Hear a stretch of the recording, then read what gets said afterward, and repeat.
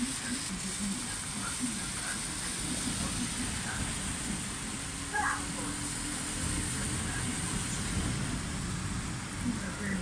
puntata non fa più altro che guardarsi il mare della faccia, no,